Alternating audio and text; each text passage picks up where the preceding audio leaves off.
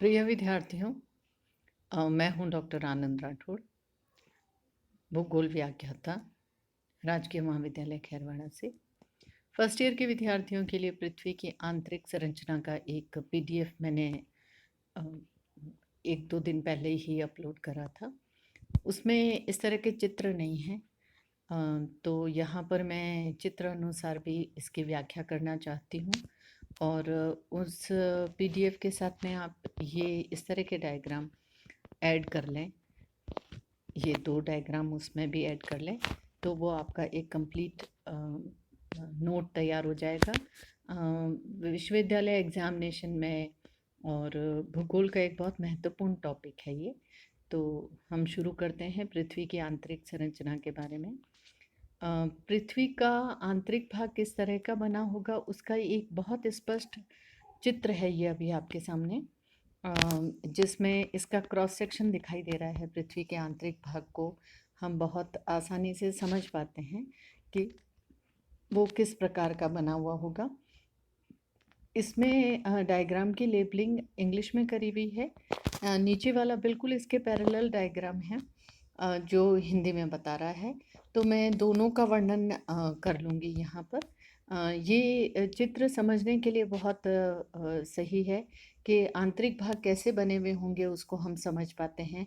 ये एक हिस्सा इसके पृथ्वी का बताया गया है और उसको काट करके बताया गया कि इसकी आंतरिक संरचना कैसी होगी। तो हम डायग्राम पर आ जाते हैं। मुख्यतः पृथ्वी के आंतरिक भाग को 3 पट्टियों में बताया जाता है। ऊपरी परत जो है वो क्रस्ट यहाँ पर लिखा हुआ है, जिसे भूपर पट्टी कहते हैं। जो मध्यवर्ती भाग है उसे मेंटल कहा जाता है। इसके 2 भाग हैं, अपर एंड लोअर मेंटल। और जो बिल्कुल आंतरिक भाग है, ऑरेंज और वाइट कलर का बताया गया है, उसे कोर कहा जाता है, भूक्रोड हिंदी में कहा जाता है। उसके 2 भाग बताए गए हैं, आउटर एंड इनर कोर। तो पहला जो भाग है क्रस्ट का, जो बिल्कुल ऊपरी परत है, जिसमें पृथ्वी की सतह पर पाए जाने वाले मिट्टियों की परत भी सम्मिलित है, उसको बताया गया है क्रस्ट। ये मोटाई यहाँ पर साथ साथ में डिस्कस करी गई है। 5 से 50 किलोमीटर की मोटाई का भूपरपट्टी या क्रस्ट है।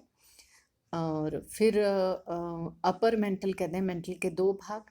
अपर मेंटल कहते हैं तो उसकी गहराई जो है या मोटाई जो है वो 1000 किलोमीटर की मानी जाती है।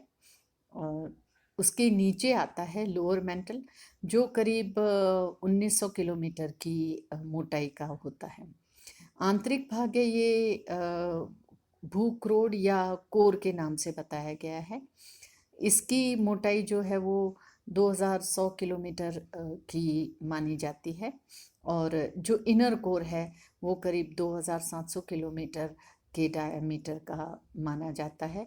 बिल्कुल आंतरिक भाग इसके 6000 किलोमीटर तक का माना जाता है। तो एक समझने के लिए एग्जामिनेशन में अपन इस तरह का डायग्राम बना तो सकते हैं, लेकिन बहुत क्लिष्ट होगा। हम बहुत सामान्य इसी का एक हिस्सा मान लें, एक सेक्टर मान लें, किसी वृत्त का एक हिस्सा काटा हुआ है। जैसे अपन आजकल पिज़्ज़ा खाते हैं तो उसका एक टुकड़ा समझ लें, वैसा भाग इसका बताया गया है। उसमें पृथ्वी के आंतरिक भागों को बहुत स्पष्ट से बताया गया है। इस डायग्राम को आप तैयार कर लें और पृथ्वी के आंतरिक संरचना में एक डायग्राम याद रखें और फिर अपने शब्दों में आप उसकी व्याख्या कर सकते हैं, बहुत आसान रहेगा। एक तरफ इसमें बीच में नाम लिखे गए हैं सभी परतों के। लेफ्ट में घनत्व बताया गया है कि इन इन परतों का क्या घनत्व रहता है। और राइट में इनकी गहराई बताई गई है कि ये पट्टियों की गहराई कितनी है। तो हम देखते हैं, सबसे ऊपरी परत जो है ब्लैक कलर की बताई गई है, इसकी गहराई जो है 1 से 30 किलोमीटर की है। भूपरपट्टी कहते हैं, जिसे क्रिस्ट कहा जाता है। और इसका घनत्व जो है वो कम घनत्व से अधिक घनत्व की ओर जा रहे हैं। ऊपरी परत का घनत्व 2.90 है, 2.9 के करीब। फिर इसी का निचली ऊपरी परत आ जाती है, जिसकी गहराई करीब 200 किलोमीटर तक की मानी जाती है। और इसका घनत्व बढ़ जाता है 3.3 के करीब होता है।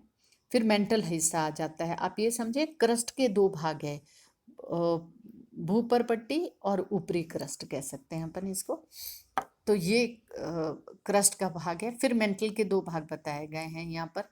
लगभग 200 किलोमीटर से लेकर 700 किलोमीटर तक की ऊपरी मेंटल है, और निचली मेंटल जो है वो 700 किलोमीटर से लेकर के 2900 किलोमीटर तक की गहराई में पाई जाती है। इन मेंटल के जो घनत्व है वो देखें तो ऊपरी मेंटल का घनत्व है करीब 4.3, और निचली मेंटल का घनत्व है 5.1 तक पाया जाता है। और जो बिल्कुल मध्य में है पृथ्वी के, उन्हें कोर के नाम से जाना जाता है, भूक्रोड के नाम से। दो हिस्से कहे गए हैं इसके, बाह्य क्रोड और आंतरिक क्रोड। कोर कहते हैं अंग्रेजी में। अब बाह्य क्रोड की जो गहराई है वो 2900 किलोमीटर से शुरू होकर के लगभग 5150 किलोमीटर तक पाई जाती है। और आंतरिक कोर जो है वो 5150 किलोमीटर से लेकर के 6371 किलोमीटर तक पाया जाता है। तो ये पृथ्वी का बिल्कुल अंतरतम भाग आ जाता है। इनकी घनत्व देखें तो जो बाह्य क्रोड है उसका घनत्व 12.3 तक रहता है। हम देख रहे हैं घनत्व बढ़ता जा रहा है, प्रेशर पड़ता है, दाब अधिक पड़ता है इसलिए। और आंतरिक क्रोड का जो घनत्व है 13.3 से प्रारंभ होकर के 13.6 मध्य तक सबसे अधिकतम घनत्व पाया जाता है। तो इस डायग्राम को बहुत आसानी से बनाया जा सकता है। इसी का एक और रूप है, आप चाहें जो डायग्राम यूज़ कर सकते हैं। एक और रूप है वो इस तरह का है। ये भी इसकी मोटाई थिकनेस को 3D में बताता है, 3 डायमेंशन में बताता है। उसी तरह से है, शब्द थोड़े से और ऐड हो गए हैं। ये ऊपरी भाग जो है भूपर्पट्टी और ऊपरी ठोस मेंटल कह सकते हैं इसको। लिथोस्फीयर कहा जाता है, जो ठोस भाग होता है उसे लिथोस्फीयर कहा जाता है। तो इसकी गहराई जो है भूपर्पट्टी की 1 से 100 किलोमीटर तक बताई गई है। थोड़ा सा फर्क आता है अलग अलग व्याख्या में। फिर इसके मध्य में मेंटल आ जाता है और भूक्रोड आ जाता है। मेंटल के दो हिस्से बताए गए हैं, देखिएगा आप यहाँ पर। ये दो भाग बताए गए हैं और इसकी गहराई बताई गई है 2900 किलोमीटर तक की। हमने पिछले डायग्राम में भी ऐसा ही पाया था। और ये जो बिल्कुल आंतरिक भाग है भूक्रोड जिसको कहते हैं, इसकी दो भाग बताए गए हैं, ऊपरी और आंतरिक क्रोड के। ऊपरी क्रोड जो है वो तरल अवस्था में माना जाता है, कुछ लिसलिसा पदार्थ का बना हुआ माना जाता है, पर दाब बहुत ज़्यादा है इस यहाँ पर और तापमान भी बहुत अधिक रह जाता है। लेकिन अंतरतम भाग जो है वो करीब 6378 किलोमीटर का आखिरी बिंदु कह सकते हैं, बिल्कुल मध्य, वो ठोस माना गया है। अलग अलग वैज्ञानिकों के मत हैं ये। तो कुल मिलाकर के 3 भाग हैं, भूपर्पट्टी, मेंटल और क्रूड।